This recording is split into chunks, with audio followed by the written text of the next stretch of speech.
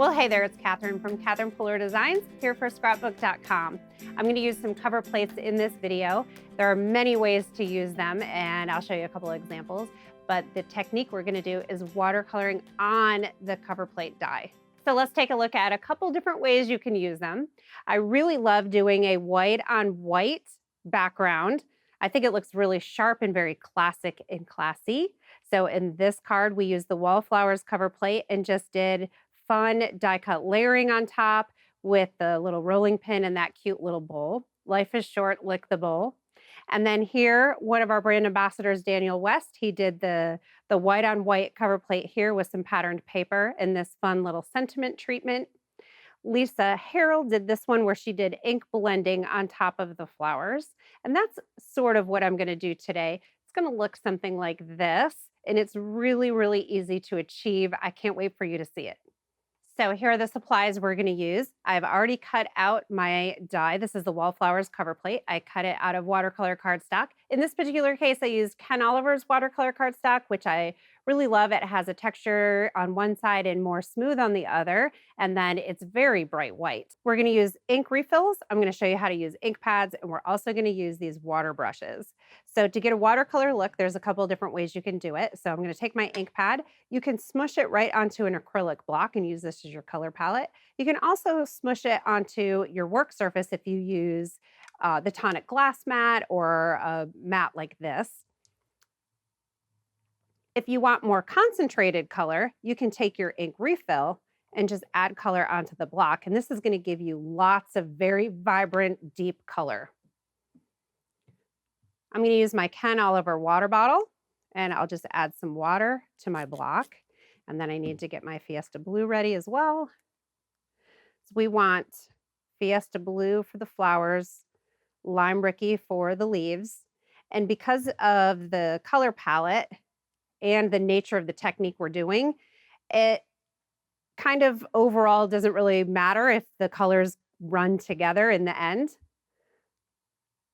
And you'll see more about that as we get going. So first of all, I'm just adding some light wash of Lime Ricky on here. I'm using a lot of water.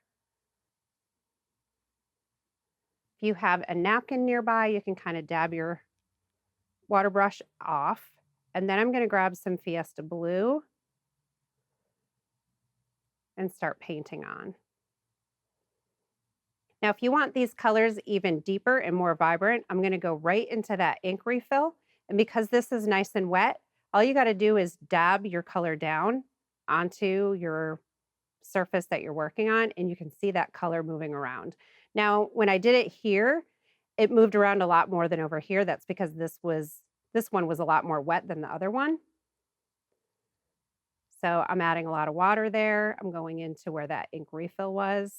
And I'm just going to add color. You can see how it bleeds around. And then just let the water work for itself. You don't really have to work real hard to get a beautiful result. And it's also what is eye-pleasing to you. You may like a lighter color wash, or you may like it more dark and vibrant. You may like it more blended out, so where it's more of a kind of consistent color wash over the whole thing, or you might want darker shading in different places. Another way you can do this, you can also just take your spray bottle and add water over the whole entire watercolor piece, and then dab in your color this way.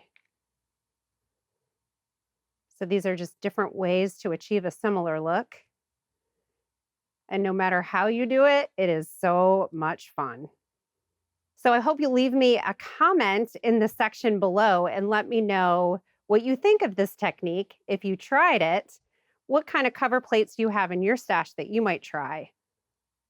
Now I'm getting to the point where my color palette is really watered down. So if I want it more vibrant, I can just add more ink refill to my block. Make sure this is nice and wet and come in with that concentrated color.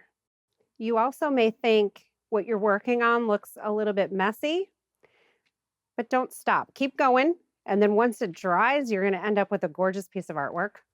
And you had a lot of fun along the way. And then you can either just let this dry on its own, or you can hit it with a heat tool. So I let the Technique piece dry, and then we're just going to add a little bit of glue to the back and add it to a card front. And then it'll be time to work on the sentiment piece. When I have a detailed die like this with a great technique on the top, it's really easy to finish the card off because you can go super simple and just add a sentiment on top.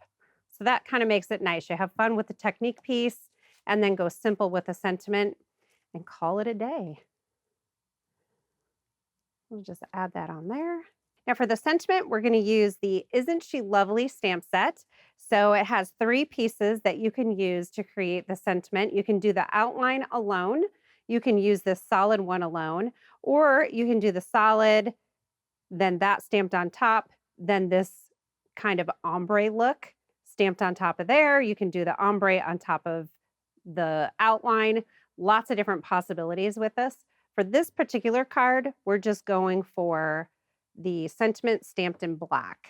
Since the background is such a statement piece, I think all we need is a simple sentiment. So lovely.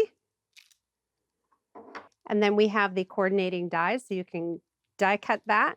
And actually this one, I did 2 layered on top of each other. It gives it a little bit of extra dimension, which is fun. And then in this set, we have different secondary sentiments. You're just lovely. Hello, lovely. You look lovely. Have a lovely day. So I walk around most of the time like this with inky fingers. I think it's a badge of honor. So I did the hello in white embossing powder on black, and then just a little bit of foam adhesive on the back. Hello, lovely. And here's my original one. So you can see they're the same card, but a little bit different as far as the concentration of ink color. This one's a little bit darker, but they both look fantastic. So I hope you are inspired by this watercoloring technique on cover plates, and you will try it again next time you create some cards.